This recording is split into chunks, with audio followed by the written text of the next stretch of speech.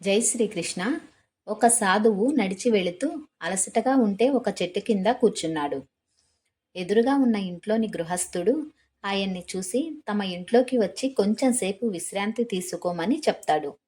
సాధువుకి మంచి భోజనం పెట్టి చీకటి పడింది కదా, ఈ పూటకి ఇక్కడే ఉండమని చెప్తాడు ఆ ఇంటి యజమాని. మాటల్లో ఇద్దరూ తమ కష్టసుఖాలు ముచ్చటిస్తూ, యజమాని, ఏమిటోనండి, సంసారంలో సుఖం లేదండి, మీ జీవితమే హాయి అన్నాడు. వెంటనే ఆ సాధువు, అయితే నా వెంటరా, నీకు మోక్షమార్గం చూపిస్తాను అన్నాడు. యజమాని చాలా కంగారు పడుతూ, అలా ఎలా కుదురుతుంది, పిల్లలు చిన్నవాళ్ళు, వాళ్ళని పెంచి పెద్ద చెయ్యాలి కదా అన్నాడు. సాధువు ఏమీ మాట్లాడలేదు. కొన్ని సంవత్సరాలు గడిచాయి. ఆ సాధువు మరలా అదే మార్గంలో వస్తూ ఆ ఇంటిని చూసి ఆగాడు. ఆయన్ని చూసి యజమాని సాదరంగా ఆహ్వానించి అతిథి మర్యాదలు చేశాడు. మాటల్లో సాధువు అన్నాడు, పిల్లలు పెద్దవాళ్ళు అయ్యారు కదా, నా వెంటరా, ఇప్పుడైనా నీకు మోక్షమార్గం చూపిస్తాను అని. యజమాని తడబడుతూ, ఇప్పుడే కాదు స్వామి, పిల్లలు స్థిరపడాలి, వాళ్ళ పెళ్ళిళ్ళు చేయాలి అన్నాడు. ఇంకా కొన్ని సంవత్సరాలు గడిచాయి. సాధువు మళ్ళీ అదే యజమాని ఆతిథ్యం. సాధువు అదే మాట. యజమాని జవాబు కొంచెం విసుగ్గా, పిల్లలకి డబ్బు విలువ తెలియదు, అందుకని నేను దాచినదంతా ఆ చెట్టు కింద పాతిపెట్టాను, వీలు చూసుకొని చెప్తాను, ఒక పెద్ద ఇల్లు కట్టాలి, మీకులాగా నాకు ఎలా కుదురుతుంది స్వామి అని అన్నాడు యజమాని. ఇంకా కొన్ని సంవత్సరాలు గడిచాయి. సాధువు మళ్ళీ అదే మార్గంలో వస్తూ ఆ ఇంటి వంక చూడకుండా వెళ్ళిపోతుండగా ఆ యజమాని కొడుకు గమనించి ఆహ్వానించాడు.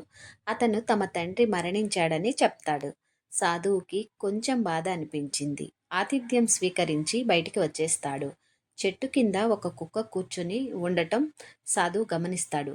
యజమాని అనుమానంగా దాని వంక చూస్తాడు.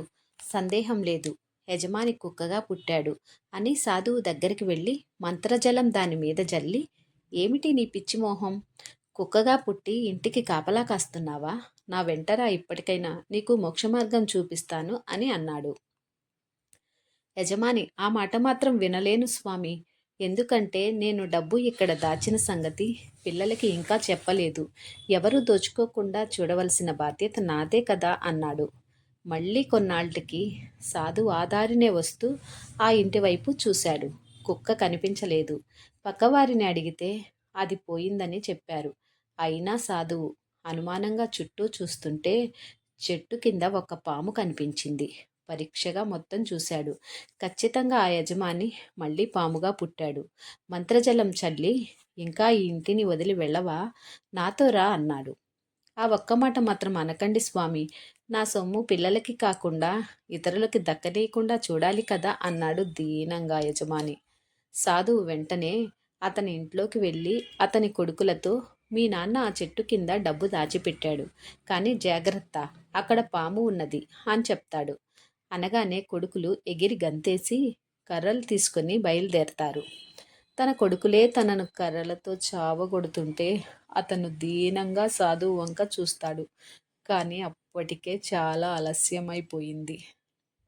గృహస్థాశ్రమంలో బాధ్యతలు తప్పవు, కానీ మోహబంధాలు ఎంతవరకు పెంచుకోవాలో అంతవరకే పెంచుకోవాలి అనే వివేకం చాలా అవసరం. జై శ్రీకృష్ణ. జై జై శ్రీకృష్ణ. లోకా సమస్త సుఖినో భవంతు. సర్వం శ్రీకృష్ణ అర్పణమస్తు. వీడియో నచ్చినట్లయితే వీడియోని లైక్ చేయండి, సబ్స్క్రైబ్ చేయడానికి ప్రయత్నించండి.